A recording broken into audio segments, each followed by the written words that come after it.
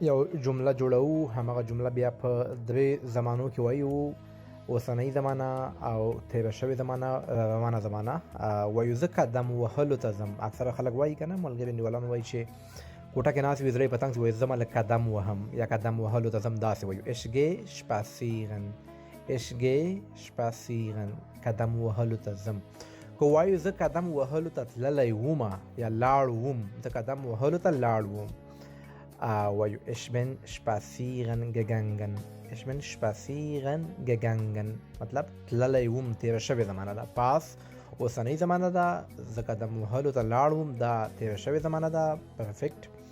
او مستقبل کې وایو، روانه زمانه کې وایو زه به قدم وهلو ته لاړ شم. زه به قدم زدن، موږ وایو قدم زدن، قدم وهلو ته لاړ شم. دا جمله په الماني ژبه څنګه وایي، تاسو یې په کمنټ کې ولیکئ.